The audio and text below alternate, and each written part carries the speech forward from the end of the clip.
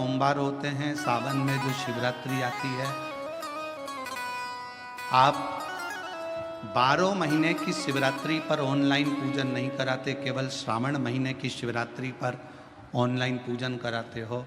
ऐसा सावन की शिवरात्रि में या सावन के सोमवार में ऐसा क्या रहता है?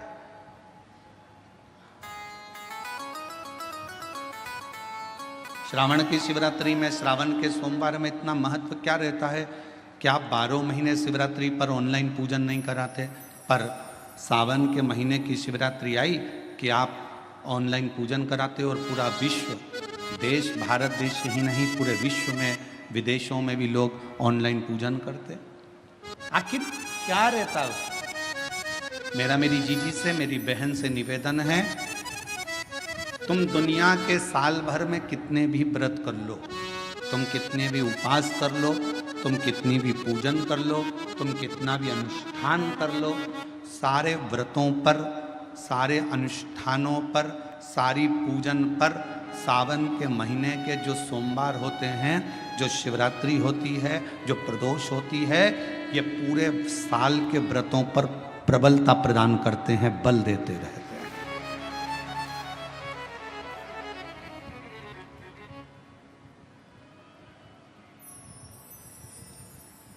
पर निवेदन है, सावन के सोमवार का व्रत करो, पर ऐसा व्रत मत करना कि तुम्हारे व्रत करने से परमात्मा को भी टेंशन हो जाए।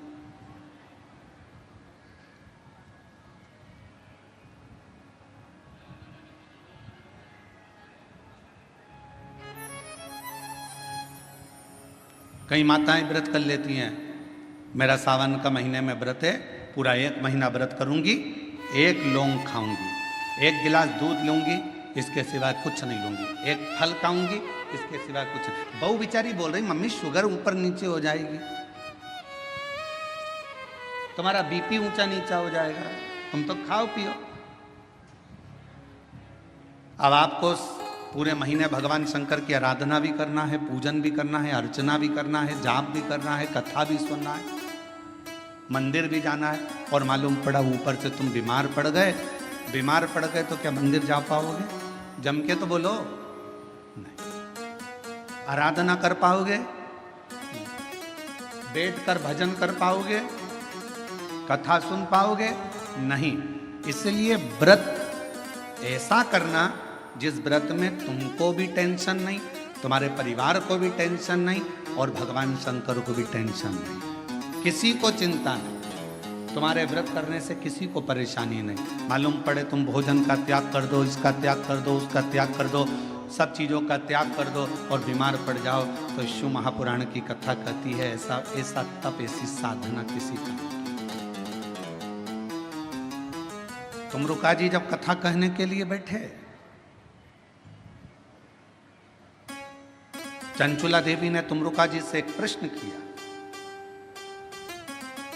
कि कथा सुनने का नियम क्या है? गीता प्रेस गोरखपुर की शिव महापुराण की कथा लेकर आना, उसमें पढ़ना शिव महापुराण कथा महत्तम।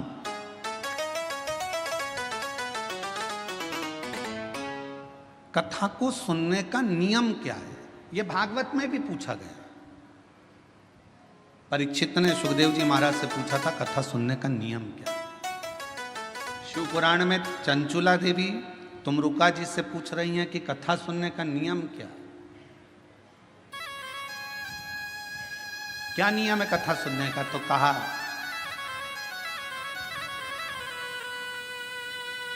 एक समय फलहार करो, शिव महापुराण की कथा को श्रवण करो, भागवत कथा को सुनो। इतना ना बने, एक समय फलहार करो, दूसरे समय भोजन करो, पर शिव महापुराण की कथा को जरूर सुनो।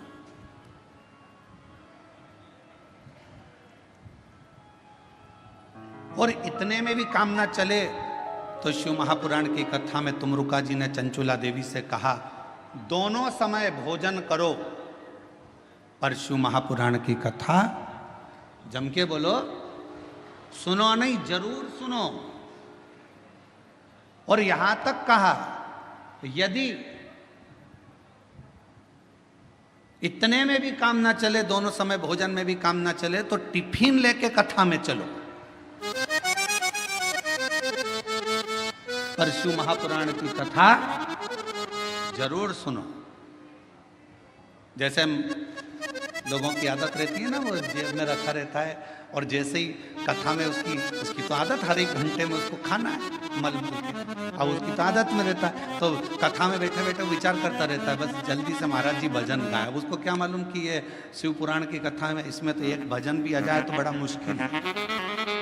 फिर वो जेब में से एक भजन आएगा, जब वो निकालेगा, मलेगा, जैसे ही महाराज जी भजन गाएंगे फटकी मारेगा,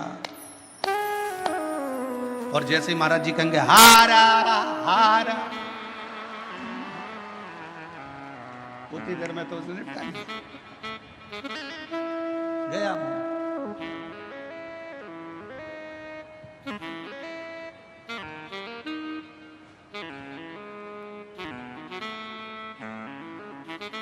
और दवा दुबू के इतनी शांति से बैठा, पड़ोसन को भी लग रहा है कितना अच्छा व्यक्ति है, आवाज तक नहीं आ रही है, उसको क्या मालूम मुंह में फंसा पड़ा है आवाज। अब ये तो शंकर जी जाने और वो जाने। उसकी पत्नी जानती थी तो उसने तुरंत कह दिया खा लिया, झूठ बोल रहे, खाओ मेरी कसम। कथा चली रही है और दोनों एक दूसरे की कसम खा रहे, खाओ मेरी कसम।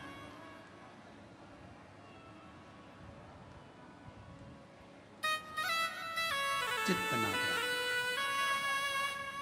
मन को स्थिर रखिए शिव तत्व की ओर, शंकर जी की ओर। और ये 10 इंद्रियां को संयम करना सरल है, पर 11वें नंबर की जो इंद्री है मन, इसको संयम करना, इसको संयम करना बहुत कठिन। ये मन बड़ा चंचल है, कैसे तेरा भजन करूं, जितना इसे समझाऊं उतना ही।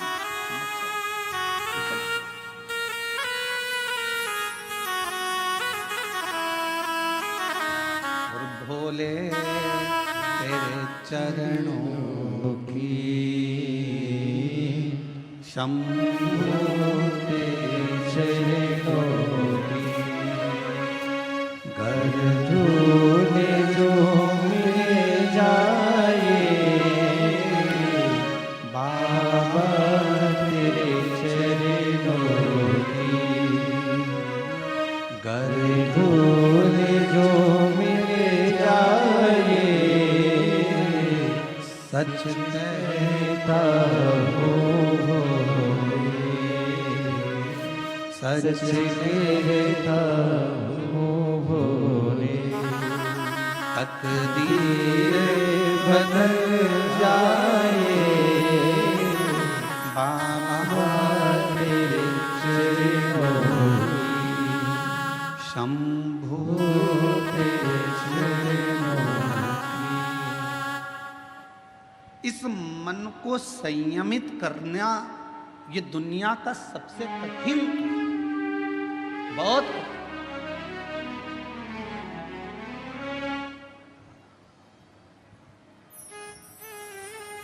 पर तुलसी बाबा ने रामचरितमानस में लिखा कि मन की स्थिरता शिव से मिलाती है। और हम शिव महापुराण की कथा के माध्यम से कहना चाहते हैं, अगर मन को स्थिर करना है तो जिंदगी में एक बार शिव महापुराण की कथा को पंडाल में बैठकर सुनो। मन की स्थिरता कैसी होती है वो समझ में। मन की स्थिरता किसको कहते हैं? अभी 10 तारीख को गुरु पूर्णिमा आएगी। सीहोर में भी 5 तारीख से 9 तारीख तक गुरु पूर्णिमा के अवसर पर 5 दिवसीय गुरु महिमा शिव महापुराण की कथा है। पूरा विश्व, पूरा देश गुरु बनाने की एक होड़ में रहे। गुरु मंत्र लेना है, गुरु मंत्र लेना है। कोई कहीं गुरु को, कोई कहीं गुरु को ढूंढेगा। पर शिव महापुराण की कथा कहती है अगर जिंदगी में गुरु बनाना तो शिव जैसा कोई गुरु बनाना। शिव जैसा गुरु क्यों? बीमार था चंद्र, ससुर ने श्राप दिया था चंद्रदेव को कि तेरे को काया का रोग हो जाएगा, और चंद्र की काया धीरे धीरे टपकने लगी, काया खराब होने लगी, पूरी काया बेकार होने लगी। और जब काया पूरी बेकार हो गई, एकदम दुर्बल सा चंद्रमा हो गया, तब चंद्रमा आखिरी में पूरा गलने ही वाला था, तब भगवान शंकर की आराधना करी, चंद्र को शिवजी ने अपने मस्तक पर धारण कर लिया, अपने पास में रख लिया। गुरु कैसा बनाना? शंकर जैसा कोई गुरु मिले जो ये ना देखे कि आप धनपति हो, करोड़पति हो कि रोड़पति हो, आप गरीब हो कि अमीर हो, आप ब्राह्मण हो, क्षत्रिय हो, वैश्य हो कि शूद्र हो। गुरु की दृष्टि में यह नहीं होना चाहिए। गुरु की दृष्टि में यह नहीं देखा जाता कि आप ब्राह्मण हो कि क्षत्रिय हो कि वैश्य हो कि शूद्र हो। गुरु तो गुरु होता है। मेरे शंकर भगवान ने चंद्र को भी अपने पास में रखा, मेरे शंकर भगवान ने राहु को भी अपने पास में रखा, मेरे शंकर भगवान ने केतु को भी अपने पास में रखा, मेरे शंकर भगवान ने 9 ग्रह अपने पास में रखे, और मेरे शंकर भगवान ने जब भुजंग सांप, जिसको दुनिया का कोई व्यक्ति अपने पास में नहीं रखता, कौन होगा जो अपने घर में सांप को रखेगा? कोई सांप को अपने पास नहीं रखता, मेरे शंकर भगवान ने उस भुजंग सांप को भी अपने पास रखा। कौन होगा जो भूत प्रेत डाकनी पिशाचनी पिशाचों को अपने पास रखता होगा, जिसकी भाषा तक कोई नहीं जानता, जिसके बोलने का तरीका कोई नहीं जानता? भगवान 33 कोटि देवता में कोई देवता ऐसे नहीं थे जो भूत और प्रेत को अपने पास में रख ले, डाकनी पिशाचनी को अपने पास रख लें और भूत प्रेत को अपने पास रख लें। कौन रखे? उनकी आवाज नहीं पहचानते, कभी वो चिल्ला देते, कभी वो अपशब्द कह देते, कभी ताना दे देते, कभी अड़भंग का काम कर देते। कोई भूतों को, प्रेतों को, पिशाचों को कोई अपने पास नहीं रखता। पर शंकर भगवान ने देखा ये कहाँ जाएंगे, कहाँ जाएंगे, और उन्होंने एक बार दिल से शिव जी को पुकार लिया। शंकर भगवान ने कह दिया तुम्हें कहीं जाने की जरूरत नहीं है, तुम मेरे शिष्य बनकर रहना, मेरे पास में रहना। जिसका कोई नहीं उसका शिव है।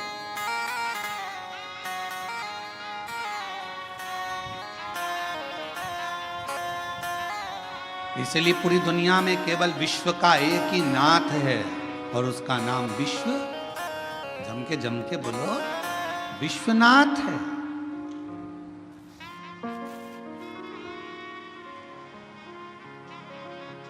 विश्वनाथ,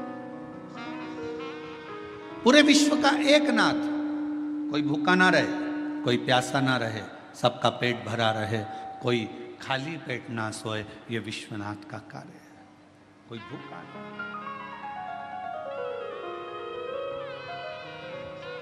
और शंभु शरणे पड़ी मांगो हरि रे हरि, दुख काटो दया करी दर्शन आपो। शंभो शरण पड़ी मांगो हरि रे हरि, दुख काटो दया करी दर्शन आपो। पंढरपुर कौन कौन गया? हाथ उठाओ जरा। सब गए हो? हम भी गए। ठीक है। एक बार भगवान श्री हरि विठ्ठल से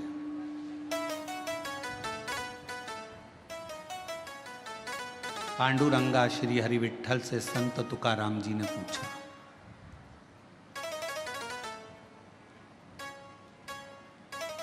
संत तुकाराम जी ने कहा,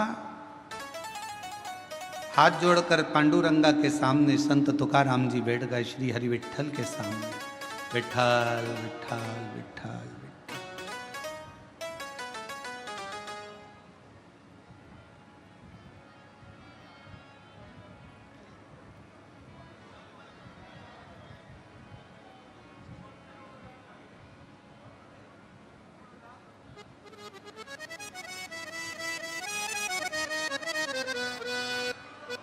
तुकाराम जी सामने। क्या बात है? सबने पूछा तुकाराम जी से, तुम विट्ठल विट्ठल विट्ठल विट्ठल भज रहे हो, क्या आपको अपने घर नहीं जाना?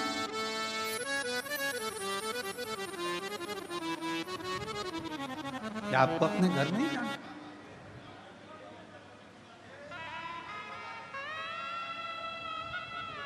तीन दिन हो गए तुकाराम जी,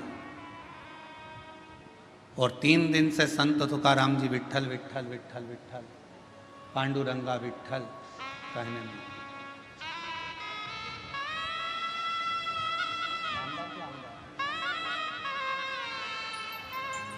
हमारे बीच में माननीय नामदार श्री संजय जी श्री साहब यहाँ पधारे हैं, सामाजिक न्याय विभाग मंत्री महोदय, महाराष्ट्र राज्य शासन थे। और हमारे बीच में ही माननीय श्री प्रशांत जी बाफना जी, उद्योगपति बेंगलोर से यहाँ पर विराजमान हैं। माननीय श्री राजेंद्र जी जलान जी, जिला प्रमुख शिवसेना, यहाँ विराजमान हैं। एक बार जोरदार ताली बजाकर उन सभी का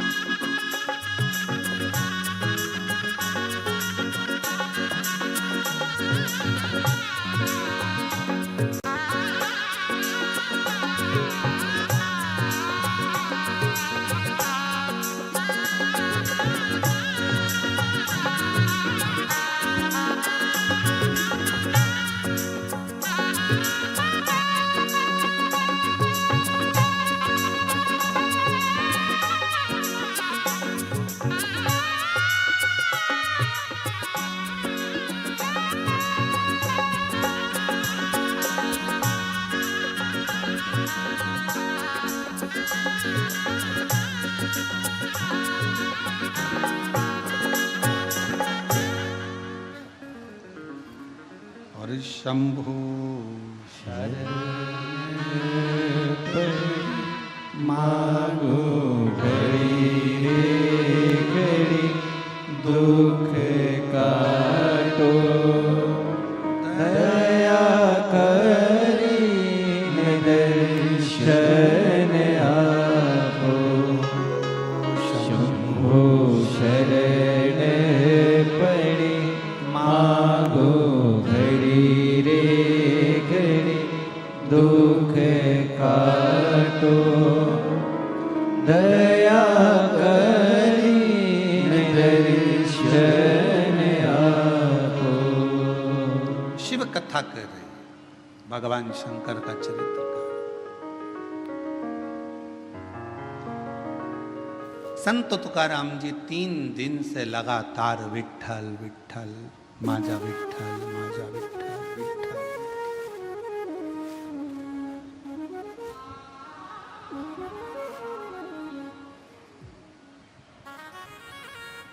माजा विट्ठल माजा विट्ठल माजा विट्ठल विट्ठल।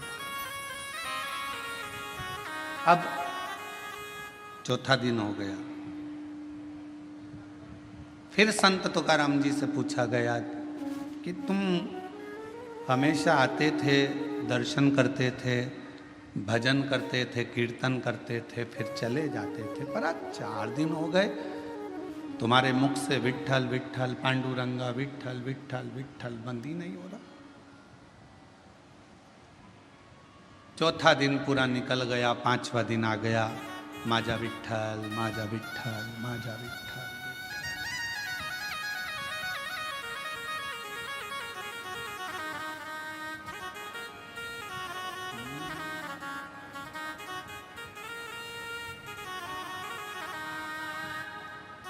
माझा विठ्ठल विठ्ठल विठ्ठला, माझा विठ्ठल विठ्ठल विठ्ठला। 4 दिन निकल गए।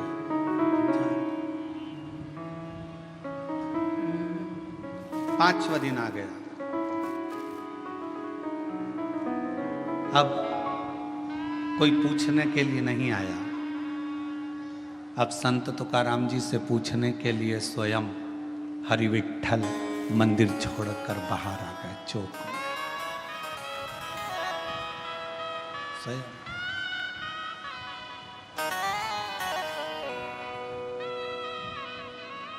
गर्भगृह को छोड़कर मेरे विठ्ठल पांडुरंगा चौक में, जिस चौक में सभी हरि विठ्ठल के भक्त, पांडुरंगा के भक्त फुगड़ी खेलते हैं, उस फुगड़ी खेलने वाले चौक में हरि विठ्ठल आए। तुकाराम जी को देखा, तुकाराम जी को देखकर पूछा। अभी तक लोग पूछ रहे थे कि तुकाराम तुम विठ्ठल विठ्ठल विठ्ठल विठ्ठल पांडुरंगा जप रहे हो, अब स्वयं विठ्ठल आकर खड़े होकर पूछते हैं कि क्या चाहता है, बोल। तुकाराम जी ने कहा मुझे इतना सा पूछना है कि भगवान देवाधिदेव महादेव जब आपसे मिलने के लिए आए तो आपने शंकर भगवान को अपने सिर पर बिठाया, क्यों बिठाया, बस इतना सा पूछना है। हरि विठ्ठल ने कहा शिव को मैंने अपने सिर पर इसलिए बिठाया क्योंकि उन्होंने कामदेव को भस्म कर दिया था और अहंकार का त्याग कर दिया था, तो मेरे सिर पर ना काम है ना अहम है,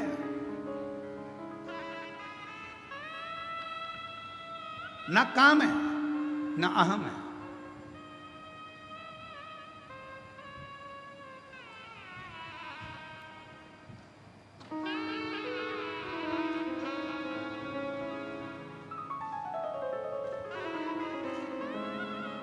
एक लाइन किसी की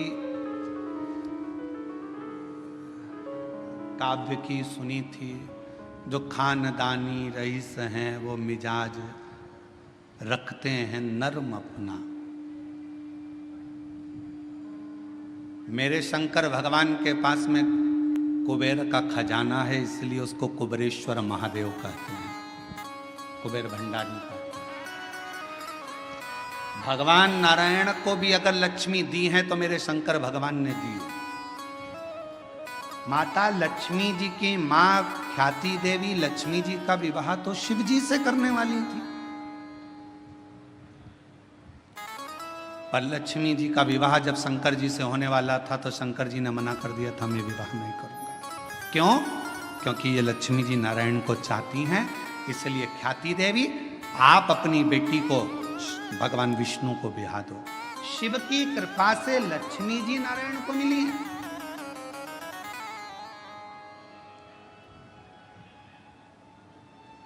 और माता लक्ष्मी को भी अगर वैभव दिया है तो मेरे शंकर भगवान ने दिया।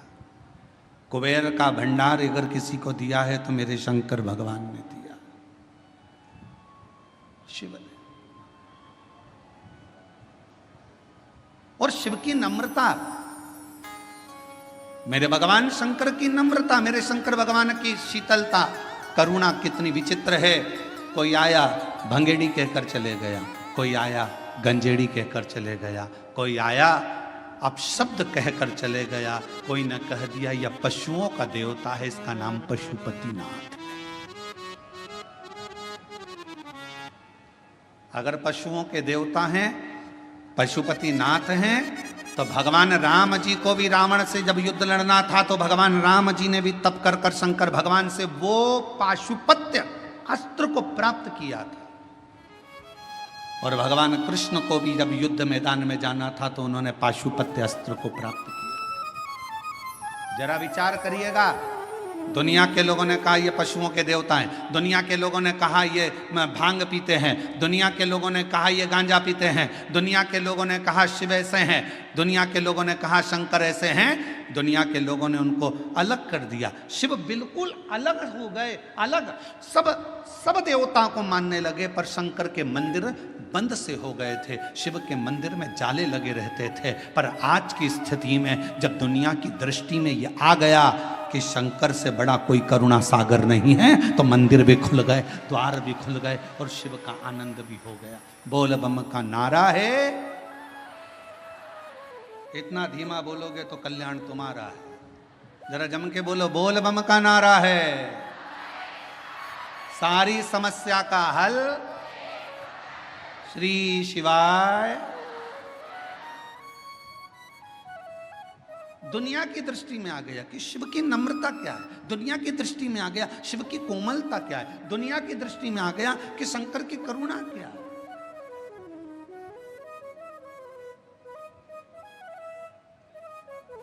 और ये सबको मालूम है, जो शंकर को जल चढ़ाता है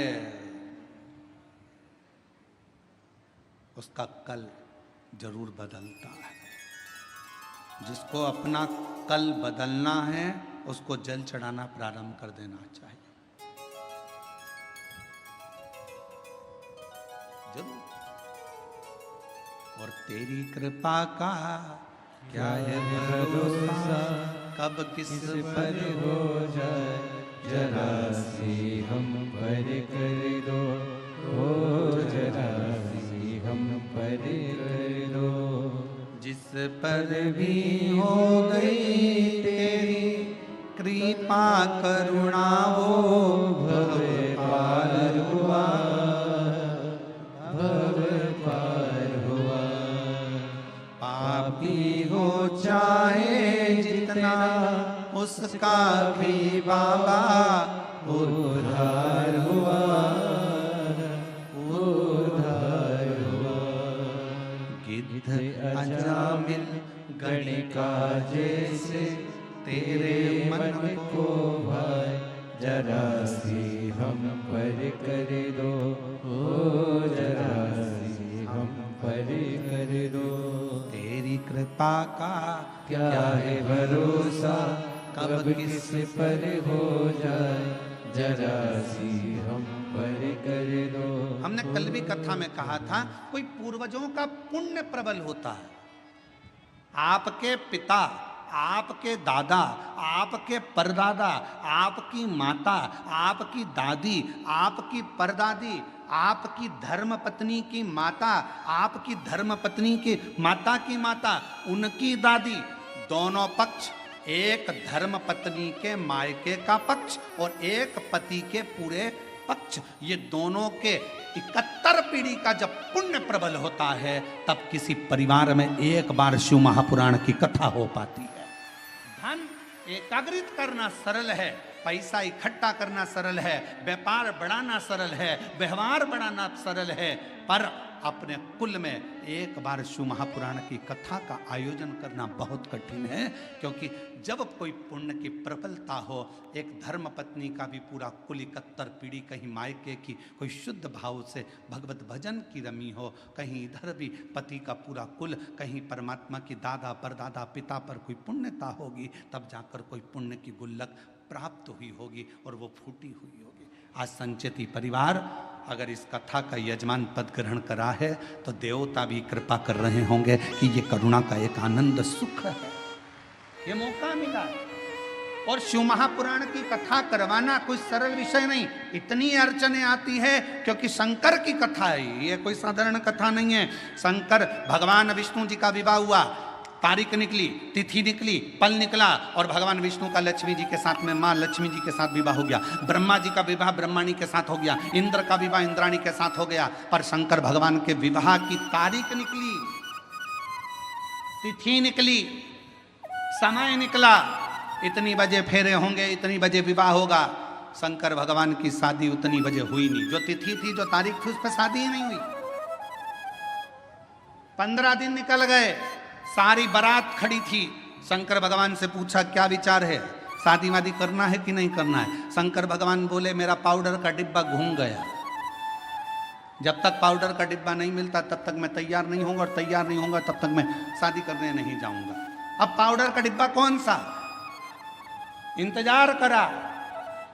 20 दिन के बाद आवाज आई, राम नाम सत्य है, राम नाम सत्य है। शंकर भगवान कहने लगे तैयारी कर लो बारात ले जाने की, मेरा पाउडर का डिब्बा आ गया, पाउडर का डिब्बा। और जो मुर्दा आया, जला, भस्म तैयार हुई, शिव जी ने धारण करी, नंदी पर सवार होने लगे। नंदी पर बैठे 33 कोटि देवता नगाड़े बजा रहे, दुमदुमियां बजा रहे, भगवान शंकर नंदी पर बैठे। नंदी पर भी बैठे तो उल्टे, नंदी का मुंह इधर था, शंकर जी का मुंह उधर था।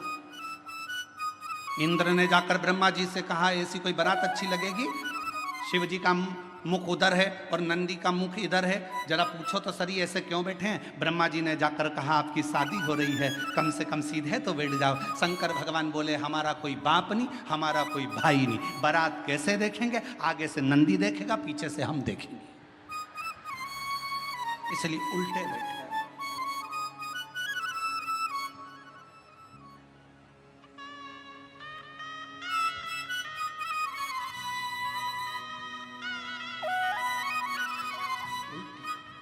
बारात थोड़ी सी दूर चली और बारात थोड़ी सी दूर चलने पर जब शिव जी की बारात थोड़ी दूर पर चली, चलने के बाद में शंकर भगवान ने देखा मेरा एक गण साइड में पेड़ के ऊपर उल्टा टंगा हुआ है, मेरा भूत प्रेत उल्टा टंगा है।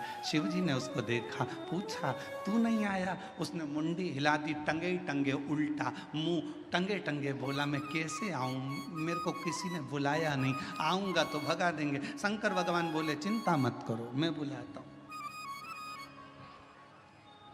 शिव जी ने डमरू खड़काया, देवताओं ने आकर कहा तुम्हारी शादी हो रही है, बैंड बाजे हम बजा तो रहे हैं, तुम्हें बजाने की जरूरत क्या है? शंकर भगवान बोले शादी मेरी तो बाजे भी मैं ही बजाऊंगा।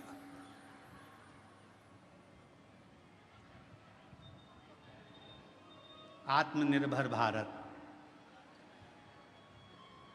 मेरी शादी है तो बैंड में ही बजाऊंगा, बाजे में ही बजाऊंगा। डमरू खड़काया, जैसे डमरू खड़काया डाकनी पिशाचनी चुड़ैल भूत भयंकर आए, सब इकट्ठे होकर आ गए, सब नाचने लगे। देवताओं ने सोचा इनके बीच में अपन क्या नाचो, आगे चले गए। देवता सबसे आगे, बीच में भूत चुड़ैल, उसके बाद में शंकर जी। भगवान भोलेनाथ प्रसन्न हो गए, मेरे सारे रिश्तेदार आ गए।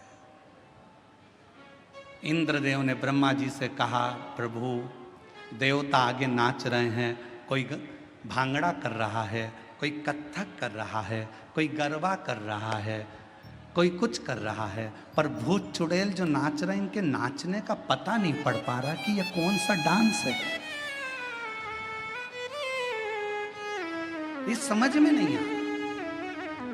इतने में ब्रह्मा जी ने इंद्र से कहा जो देवता नाच रहे वो भांगड़ा कत्थक गरबा ये सब समझ में तो आ रहा है ना? हाँ, पर ये भूत चुड़ैल समझ में नहीं आ रहा है, क्या नाच रहे हैं? ब्रह्मा जी ने कहा जो भूत चुड़ैल शंकर जी की शादी में नाचे इसी को लोग कलयुग में डिस्को कहेंगे, इसी को लोग कलयुग में डिस्को। ऐसा लगेगा जैसे ततैया खा गया, मेरा नाम चिंचिंचू, अब लग जाए ततैया खा गया ऊपर से। और डांस का पता ही नहीं चलता, लोग ऐसे डांस करते जैसे खुजाल हो गई शरीर में, खुजाल, समझे क्या?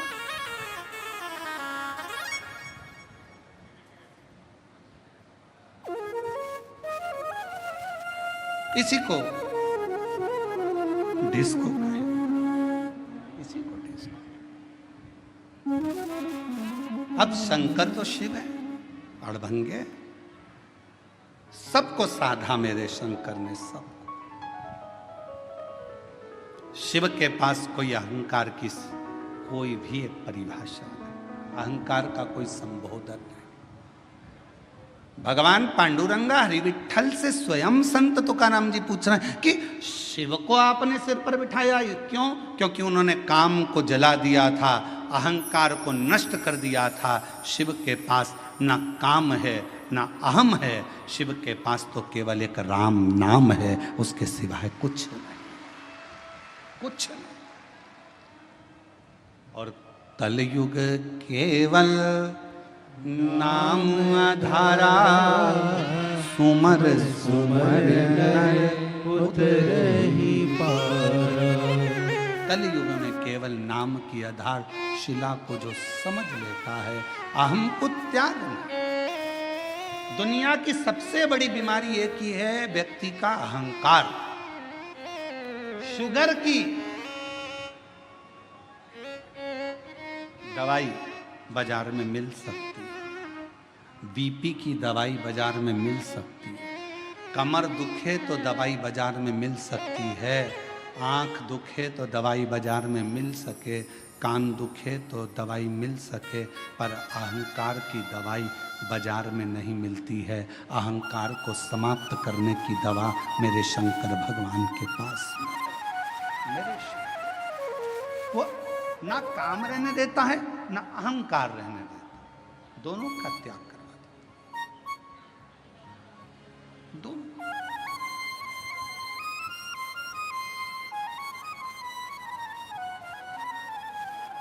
तुम जाकर देखो, राम जी के मंदिर में जाओगे तो तुम्हारे लिए आसन बिछाया जाएगा। कृष्ण भगवान के मंदिर में जाओगे तो तुम्हारा आसन भी बिछेगा, सरश्रेष्ठता रहे। पर शंकर जी के मंदिर में इतनी भी जगह नहीं रहती कि आसन बिछाया जाए। जमीन पूरी गीली, चारों तरफ गीला गीला। कोई इधर से आया लोटा ढोल गया पानी का, कोई उधर से आया तो पानी शंकर जी को चढ़ाना था, तेर पे चढ़ाकर चले गया। शिव है, तुम कितने भी करोड़पति हो, धनपति हो, वैभवपति हो, सत्तापति हो, चाहे तुम्हारे पास में कितना भी वैभव है, पर शंकर के मंदिर में, शिव महापुराण में और शंकर जी के दरवाजे पर अहंकार समाप्त हो जाता है। वहां तुम्हारे पास क्या है क्या नहीं वो पूरा समाप्त हो जाता है। वो तुम्हारे घर पर होगा, शंकर के दरवाजे पर तो केवल एक शून्यता रहती है, और वो शून्यता में शिव बसता है, और वो बसता है तो जीवन का कल्याण करता है। शून्यता। बेजापुर कब आया? छत्रपति संभाजी नगर से चले गाड़ी को लेकर, आगे आया 70 किलोमीटर दूर बेजापुर, और आगे बढ़े 60 किलोमीटर, और आगे बढ़े 57, 56, 55, 54, 53, 52, 51, फिर और आगे बढ़ते बढ़ते 50, फिर 49, ऐसे चलते चलते चलते चलते चलते चलते धीरे धीरे और आगे बढ़े।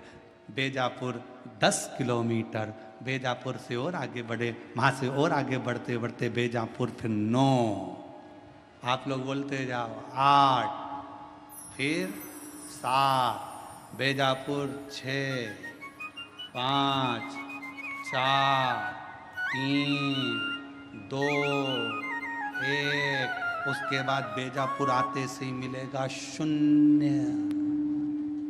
बोलो सही है कि गलत है? अरे जम के तो बोलो। बेजापुर कहाँ आया? जहां शून्य आया, जीरो आया, समझ लो वहां बेजापुर आ गया। छत्रपति संभाजी नगर यहां से जा रहे हो, चलते चलते 70 किलोमीटर से बढ़ते बढ़ते 10 किलोमीटर पे पहुंचे। 10 से 9, 8, 7, 6, 5, 4, 3, 2, 1 और बाद में शून्य आ गया। छत्रपति संभाजी नगर आ गया। पुणे गए, चलते चलते शून्य आ गया।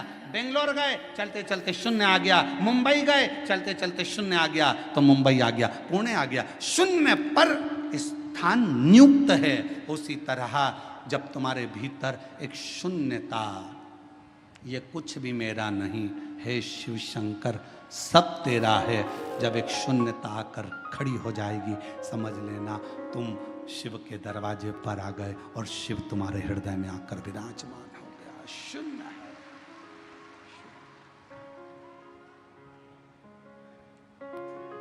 और मेरे भोले तेरा सहारा है, मेरे भोले तेरा सहारा है, मेरी नैया का तो किनारा है, मेरी नैया का तो किनारा है। मेरे बाबा तुझे पुकारा है, मेरे बाबा तुझे पुकारा है, मेरी नैया का तो किनारा है, मेरी नैया का तो किनारा। उस शिव को समझने के लिए शून्यता की जरूरत पड़ती है। हमारे नासिक क्षेत्र में, हमारे महाराष्ट्र में प्याज बहुत होता है। बोलो सही है कि गलत है? काय की खेती ज्यादा हो रही है? प्याज की। और हमने देखा जब हम लोग कथा करने के लिए जा रहे थे, शाहदा गए, नासिक गए और भी जगह, छत्रपति संभाजी नगर आए, जब आ रहे थे जा रहे थे तो हमने देखा वहाँ पर प्याज के बड़े बड़े, बहुत बड़े बड़े गोडाउन टाइप के बने, और उन प्याजों के लिए इतने सारे पंखे चल रहे थे, पंखे। तो हमने गाड़ी रोकी, हमने पूछा क्यों भैया ये पंखे क्यों लगाए? तो कहा ये प्याज के लिए पंखे लगाए। बोलो सही है कि गलत? प्याज के लिए पंखे क्यों लगाए? तो कहा अगर सड़ जाएगा, गर्मी रहती है तो अंदर से सड़ जाता है, तो पंखे लगाना जरूरी है। फिर हमने देखा कि एक खटिया पर एक पिताजी बैठे थे और वो एक पुष्टे से हवा कर रहे थे। तो हमने पूछा भैया ये कौन है? तो क्या हमारे बाप है, हमारे पिता। तो हमने कहा प्याज के लिए तुमने 50 पंखे लगाए, बाप के लिए एक भी पंखा। तो फिर उस गोडाउन वाले ने पूछा तुम कौन हो? हमने कहा सीहोर वाले। अच्छा मिश्रा जी? हमने कहा। उन्होंने कहा हमारा नाम लेके तुम कहीं बोलना मती। हमने कहा कसम से नहीं बोलेंगे, तुम्हारा नाम तो लेंगे ही नहीं, पक्का। वो तो आज कथा में बेजापुर में बात निकली तो बोल दिया, पर नाम नहीं बोलूंगा, और तुम बोलोगे तो बोल भी दूंगा, पर नाम नहीं। लगाए प्याज के लिए 50 पंखे, बाप के लिए पुष्टा।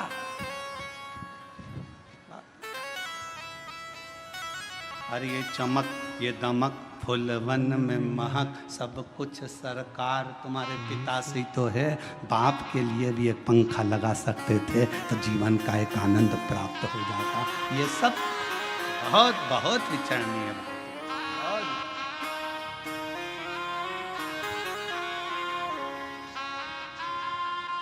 कभी मौका लगे तो हमारे सीहोर में आकर देखो, हमारे बाबा के धाम पर, कुबरेश्वर धाम पर वृद्ध माताओं के लिए, बुजुर्गों के लिए, आम भक्तों के लिए जो वहाँ भोजन प्रसाद होता है, मेडिकल व्यवस्था होती है, चिकित्सा व्यवस्था होती है। बच्चों के लिए जिनके पास एजुकेशन का पैसा नहीं होता, उनके कॉलेज की फीस, स्कूल की फीस सब वहाँ से जमा होती है। बच्चों के पास जिनके पास किताबें कॉपियाँ नहीं होती, समिति उनको किताब कॉपी स्कूल की दिला देती है। उनकी ड्रेस नहीं होती तो ड्रेस दिला दे। कभी देखो धन की भाव की मूर्ता, सारी डिग्रियां, सारा वैभव पृथ्वी वाले देखेंगे। तुम्हारी डिग्रियां चाहे डॉक्टर की हो, कलेक्टर की हो, एसपी की हो, आईजी की, डीआईजी की, चाहे कमिश्नर की, तहसीलदार की, पटवारी की, सारी दुनिया की जितनी डिग्रियां होती हैं, इंजीनियर, सीए, सारी डिग्रियां केवल पृथ्वी पर चलेगी। वहां तो एक ही डिग्री चलेगी, तूने अपने माता पिता की सेवा कितनी करी, तूने भूखे को भोजन और प्यासे को पानी कितना पिलाया। वहां एक ही डिग्री देखी। वहां नहीं देखा जाएगा कि तेरे पास डिग्री कौन सी थी। नहीं साहब मैं इंजीनियर, नहीं साहब मैं मजिस्ट्रेट, नहीं साहब मैं इस फलाना कोर्ट का मजिस्ट्रेट हूँ, मैं इतनी बड़ी पदवी पर रहा हूँ। भगवान भी कह देगा नीचे बैठे रे, फालतू बात करना मत। नीचे चले डिग्री, ऊपर चले तेरे कर्म, कर्म के सिवाय ऊपर कुछ नहीं चलता। इसलिए फिर निवेदन, मत बुरे कर्म कर बंदे वरना पछताएगा, भगवान की आंखों से तू बच नहीं पाएगा, तू बच नहीं पाएगा। ऊपर जाते से ही कह दिया जाएगा तेरा क्या होगा रे कालिया। होगा क्या तेरा? तेरे कर्म के लेख से तुझे प्राप्त होगा कि तुझे क्या देना है। क्या कितनी सुंदर कथा है। एक बहुत विद्वान महाराज जी मर गए, बहुत विद्वान, खूब प्रवचन देते थे, मर गए, ऊपर गए। वैकुंठ का दरवाजा बंद था, सब लाइन लगा के खड़े थे।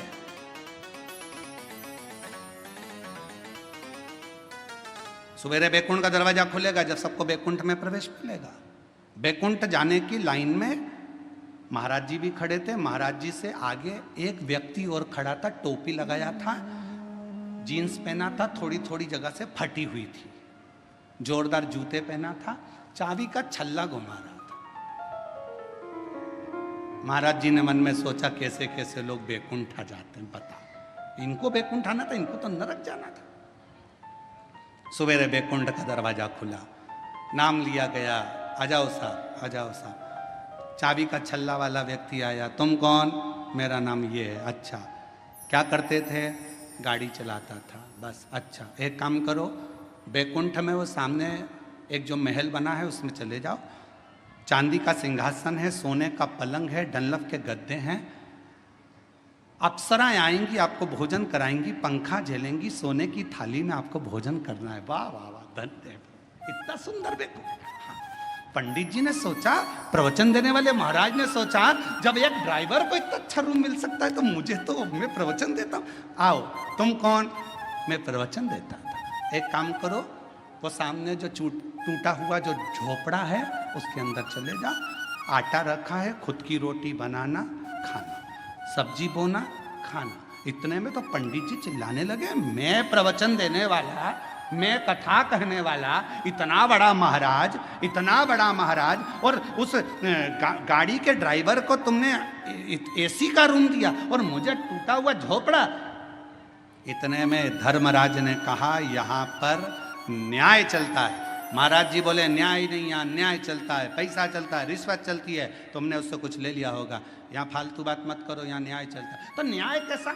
मैं इतना प्रवचन देने वाला, मुझे टूटे झोपड़े में भेज दिया, वो गाड़ी चलाने वाला, उसको एसी का रूम दे दिया, डनलप का गद्दा, चांदी का पलंग, सोने का सिंहासन, सोने की थाली में रोटी, ये कैसे हो सकता है? इतने में धर्मराज ने कहा, भाई यहाँ कर्म देखा जाता है। महाराज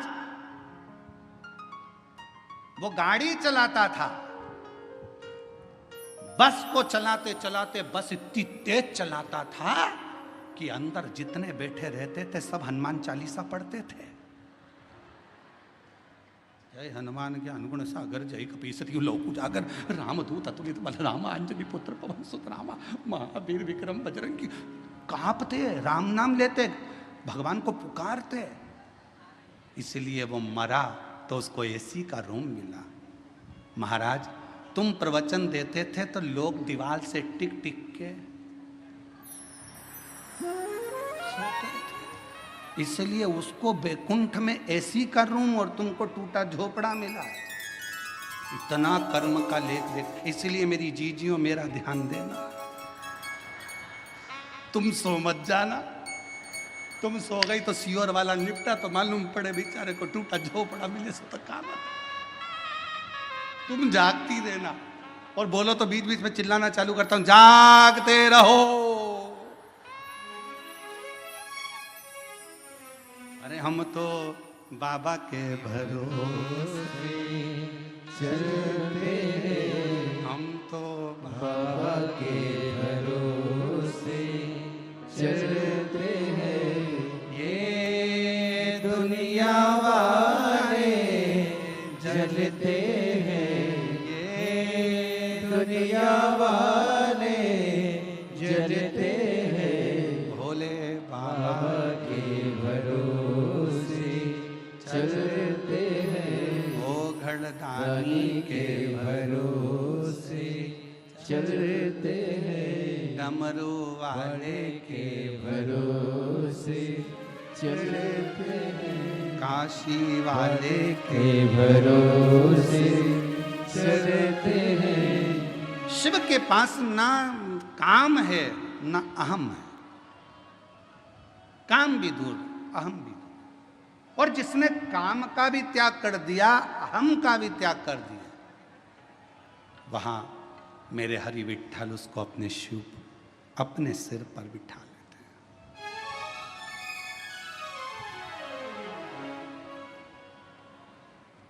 अपने मस्तक पर बिठा लेते हैं।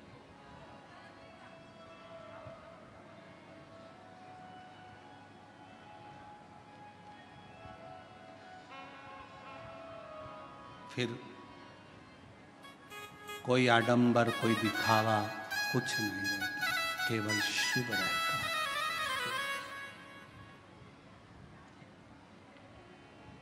तो वो एक लाइन आप लोग गाते हो ना, देहाची तिजोरी भक्ति चाट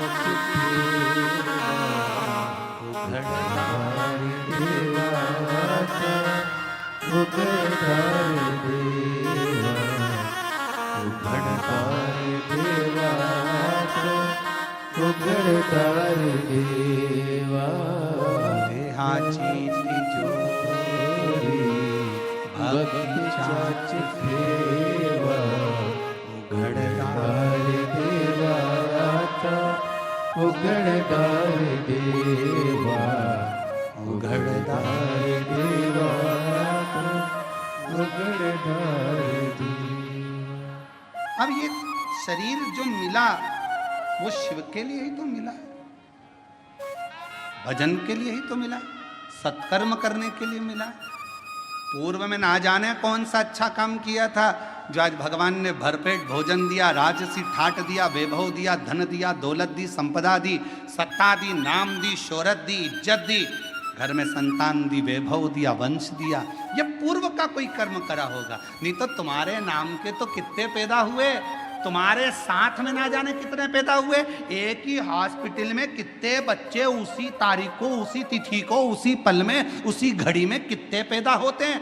क्या सब करोड़पति बन जाते? क्या सबका नाम चल जाता? नहीं, तुम्हारे पूर्व में तुमने कुछ अच्छा कर्म करा था तो आज बाबा ने दिया है, आज कर कर जाओगे फिर बाबा दे देगा, और फिर कर कर जाओगे फिर दे देगा। नहीं तो एक ही नाम के राम सिंह राम सिंह राम सिंह नाम के ढेर, भानु प्रताप भानु प्रताप भानु प्रताप ढेर। 15 तारीख को जितने जन्म लिए 15 को ढेर सारे जन्म लिए। 9:15 पर जितने जन्म होंगे 9:15 पे ना जाने कितने करोड़ बच्चे जन्मा होंगे, कितने लाखों जन्मा होंगे। पर तुम्हारे ऊपर शिव की कृपा हुई है तो मतलब कहीं ना कहीं तुम्हारा पूर्व का कर्म अच्छा है। कहा कोई पिछले जन्म के अच्छे कर्म मुझे बाबा तेरा साथ मिला, कोई पिछले जन्म के अच्छे कर्म मुझे बाबा तेरा। ये पूर्व का कर्म अच्छा था, अच्छी पत्नी मिल गई, अच्छा पति मिल गया, अच्छे बच्चे मिल गए, अच्छा कुटुंब मिल गया। एक भी गड़बड़ निकल जाता तो हालत खराब हो जाती।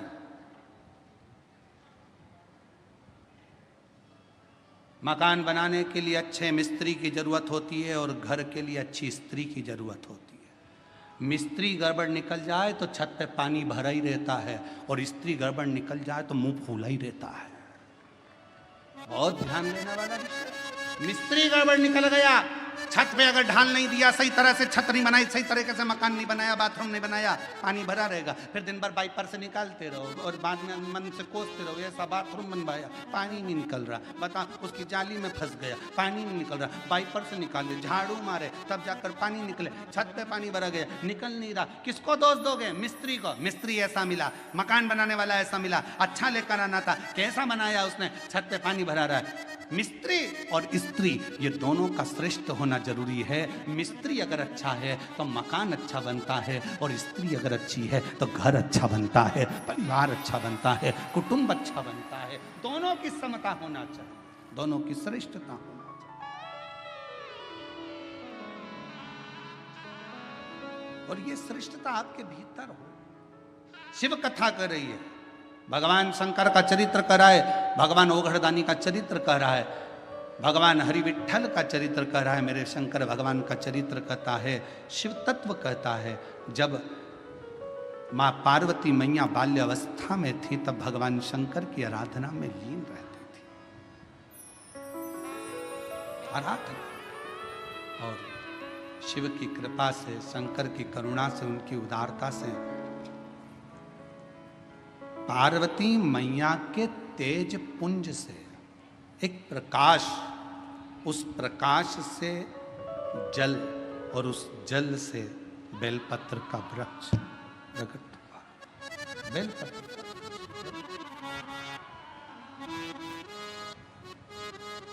और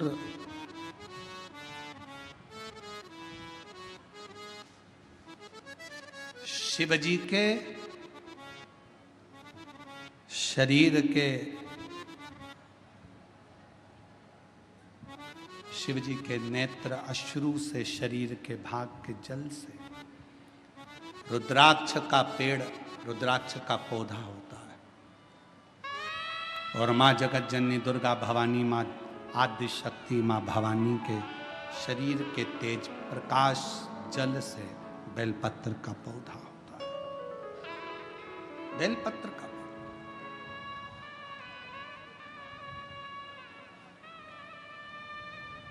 पूरे विश्व के जितने श्रोता शिव जी के शंकर जी की पवित्र कथा को सुन रहे हैं, आपसे निवेदन,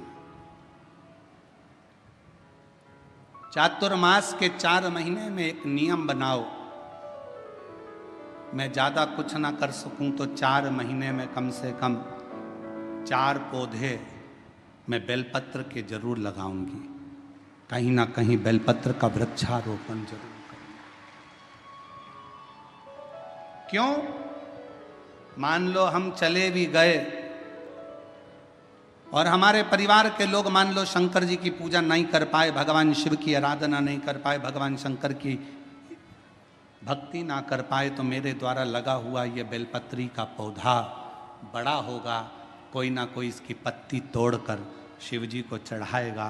कम से कम मेरे कुल का उद्धार होगा, मेरे वंश का उद्धार होगा, मेरी पीढ़ी का उद्धार। लगाओ। हम ज़्यादा पौधे लगाने का नहीं बोल रहे आपसे तो 4 महीना चतुर्मास के 4 पौधा लगाने का एक बना लो कि मुझे एक बेलपत्री का पौधा हर महीने लगाना है। और वो पौधा ऐसा मत लगाना जैसा दुनिया के राजनेता लगाते हैं, सुबह लगाते हैं शाम को बकरी खा जाती है, ऐसा पौधा ना लगाइए। बुरा लगे तो बोल देना, रे भाई हो, हमारी बात का लोगों को बुरा बहुत लगता है इसलिए अभी बोल दे रहे हैं, क्षमा मांगते हो। ऐसा पौधा ना लगाइए कि सुबह लगाया शाम को बकरी खा गई, नहीं। पौधे का ध्यान देना है जाकर, और पौधा इतना सा भी मत लगाना कि उसको पनपने में टाइम लगे। थोड़ा बड़ा करो अपने घर के अंदर, एक गमले में लगा लो, 2-3 महीना बड़ा कर पौधे को, जैसे एक बेटी को पाल पोस कर बड़ा करते हो, बच्चों को बड़ा करते हो, ऐसे बेलपत्र के पौधे को बड़ा करो, उसको खूब परवरिश करो, फिर उसको कहीं ऐसी जगह जाकर लगाओ जहाँ तुम अगर पानी भी ना दे पाओ तो उसको कम से कम पानी मिलता रहे और वो बड़ा होकर भगवान शंकर के ऊपर उसकी एक बेलपत्र चढ़ती रहे, ऐसा भाव रखो। पेड़ पौधे तो बहुत लगते हैं, रोज मीडिया पर भी आता है, इतने पौधे लग गए, इतने पौधे लग गए, मालूम पड़े वो पौधे फिर दिखे ही ना, तो क्या मतलब का? पौधे लगाओ, ज्यादा नहीं तो एक लगाओ, पर सुरक्षित लगाओ। लगना चाहिए कि तुम्हारा लगाया गया पौधा। बेलपत्र का पौधा माता पार्वती जी के द्वारा प्रकट किया गया। बेलपत्र के वृक्ष की गणना करी गई। बेलपत्र के वृक्ष की जो जड़ होती है उसमें मां गौरी का स्थान होता है।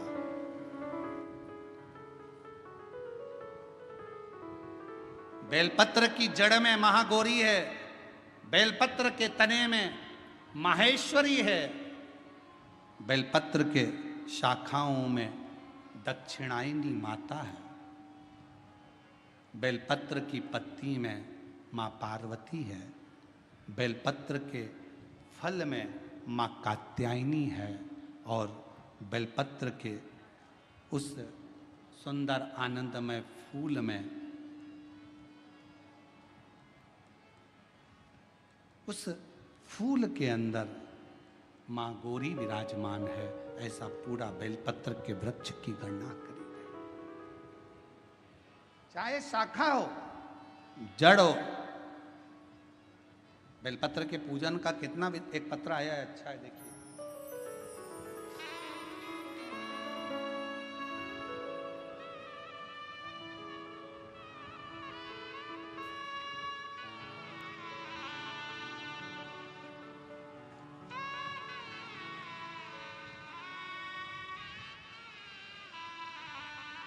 मेरा नाम प्राजक्ता चौहान। कहीं बैठी हों तो बच्चे को लेकर आ सकती हैं और बेलपत्र लेने के लिए आए। मेरा नाम प्राजक्ता चौहान। पत्र को आप लोग LED पर पढ़ सकते हैं, आस्था चैनल पर पढ़ सकते हैं। मैं श्री रामपुर से आई हूँ। मेरी शादी को 9 साल हो गए थे पर संतान का सुख नहीं था। हमारे शहर के हर एक डॉक्टर को दिखाया। एक बार डॉक्टर बोले कि तुम्हारा ट्यूब ब्लॉकेज है, 50% ही चांस हैं संतान के, बाकी के संतान का योग नहीं। बहुत सारी दवाइयां ली, ट्रीटमेंट किया, पर गर्भ नहीं ठहरा। समय निकलता गया, टेस्ट बेबी करवाया, उसमें भी फायदा नहीं मिला। आखिरी में किसी ने फिर कहा, शिव पुराण की कथा आती है, सफेद आंकड़े की जड़ का प्रयोग करो। मैंने 2-3 बार उसको भी किया, पर ना जाने क्या खराबी, क्या दिक्कत। फिर आयुर्वेदिक इलाज भी करवाया, पर कोई असर नहीं दिखा। आखिरी में किसी ने कहा कि बेलपत्री के वृक्ष के नीचे जाकर दीप लगाना, जल छोड़ना और सफेद आंकड़े की जड़ का प्रयोग कर कर बेलपत्र के नीचे ही किसी को खीर का प्रसाद का भोग लगाना। वही मैंने किया। पशुपतिनाथ का व्रत करा और बाबा की ऐसी कृपा हुई कि 9 साल के बाद गर्भ ठहर गया और 10 जनवरी 2025 को पुत्रदा एकादशी के दिन बाबा की कृपा से मुझे पुत्र प्राप्ति हुई। मैं बाबा को प्रणाम करती हूँ। पुत्र का फोटो भी लगाया हूँ, बेटे का फोटो लगाया। शिव की कृपा किसको। एक पत्र और अच्छा है, देखिए।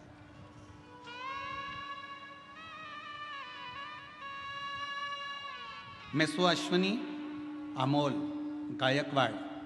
मेरी शादी 2016 में हुई थी, पर मेरे यहां संतान का सुख नहीं था। गर्भ अगर ठहर भी जाता था तो संतान 15 दिन, 20 दिन, 1 महीना रहकर गिर जाती थी। सारे इलाज करवाए, डॉक्टरों को भी पूछा, IVF के लिए बोला, फिर भी बच्चा नहीं हुआ। तब आखिरी में आस्था चैनल पर शिव महापुराण की कथा सुनना चालू करी और 2022 की तर्पण शिव महापुराण की कथा को उस दिन मैंने भोले बाबा को जल चढ़ाना प्रारंभ किया। कुबरेश्वर बाबा का स्मरण कर कुंदकेश्वर महादेव का नाम लिया और 30 दिसंबर 2023 को सीहोर जाकर कंकर शंकर की पूजन करी। वहाँ का रुद्राक्ष लेकर आई, बाबा का स्मरण करना प्रारंभ करा और बाबा की कृपा से 2024 7 फरवरी को शिव जी की कृपा से मेरे घर में पुत्र रत्न की प्राप्ति हुई। मैं बाबा को यहाँ प्रणाम करती हूँ, नमन करती हूँ। और तेरी कृपा का क्या है भरोसा, कब किस पर हो जाए, जरा सी हम पर कर दो। एक बेलपत्र का फल क्या। बेलपत्र के वृक्ष के नीचे अगर 1 लोटा जल आप भाव रखकर हृदय से शिव जी को समर्पित कर रहे हो तो शिव उसको स्वीकार कर, शिव उसको स्वीकार।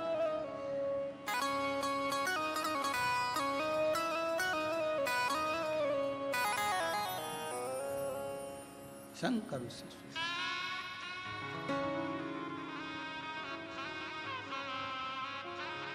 कोई साधारण नहीं है बेलपत्र का पौधा। बेलपत्र का वृक्ष,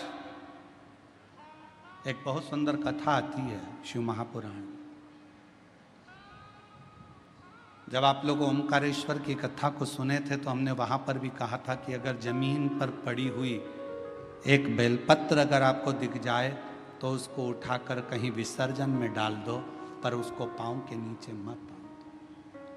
वो बेलपत्र का केवल पत्ता नहीं है, उसमें मेरा महागौरी आद्य शक्ति 64 योगनिया मेरा शिव और शक्ति उस बेलपत्र के पत्ते में सदा विराजमान रहे, सदा।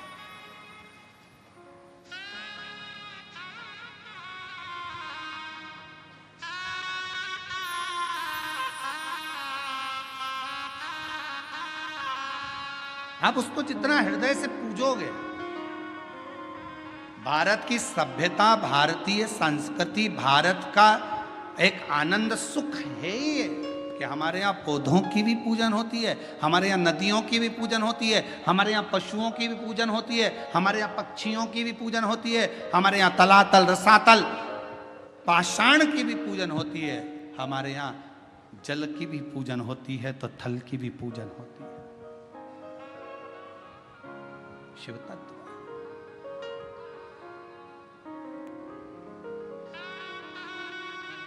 इसलिए शिव महापुराण की कथा भगवान शंकर का पवित्र चरित्र वर्णन कर रहा है, शिव तत्व कह रहा है, भगवान शंकर का पवित्र चरित्र कह रहा है।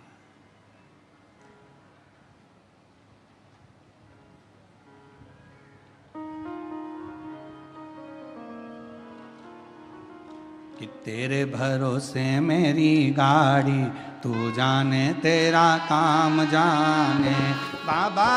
तेरे भरोसे मेरी गाड़ी, तू जाने तेरा काम जाने। ओ भोले तेरे भरोसे मेरी गाड़ी, तू जाने तेरा काम जाने बाबा। तेरे भरोसे मेरी गाड़ी, तू जाने तेरा काम जाने। तू जाने तेरा काम जाने, तू जाने तेरा काम जाने, तू जाने तेरा काम जाने, तू जाने तेरा काम जाने।